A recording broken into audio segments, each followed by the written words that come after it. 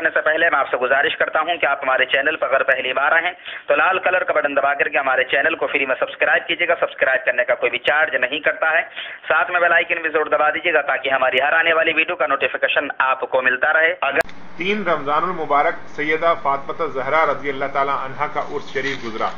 ان کی سیرت فاضل پر کچھ ارشاد فرما کر ہمارے قلوب کو منور فرما دیں. حضرت فاطمہ سیدہ زہرا رضی اللہ تبارک و تعالی عنہا چوتھے خلیفہ حضرت علی ابن ابی طالب کرم اللہ تبارک و تعالی وجہ الکریم کی حرم محترم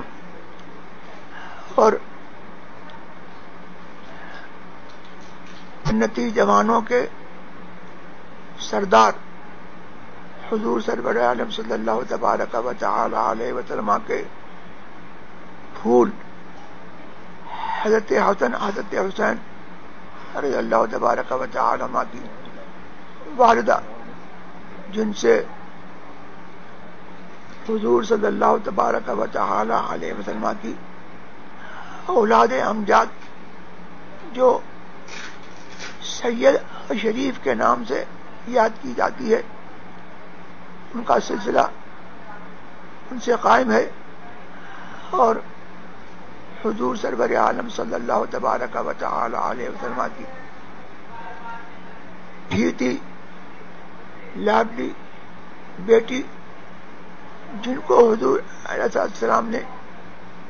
یہ خصوصیت عطا فرمائی کہ حضور نے فرمایا کہ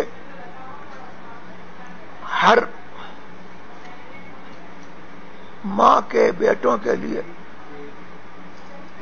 ایک عصبہ ہے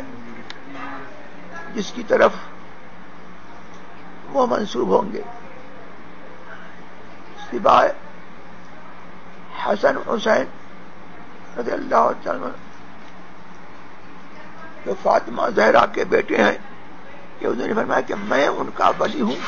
اور یہ میں ان کا عصبہ ہوں، یعنی میں ان کا باپ ہوں اور ان کا ولی ہوں. یہ سب قاعدہ نسب کے خلاف برخلاف حضور نے ان کو یہ خصوصیت عطا فرمائی کہ وہ ان کی اولاد اور ان کے حقیقی اولاد کے قائم مقام ہے اور ان کی طرف منسوب ہوں گے.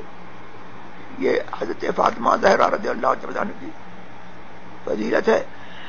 اور ایک گروہ اہل سنت جماعت اس بات کا قائل ہے جس میں امام مالک بھی ہے کہ تمام اہل جنت کی عورتوں میں سب سے بڑا مرتبہ حضرت فاطمہ زہرا رضی اللہ تعالیٰ عنہ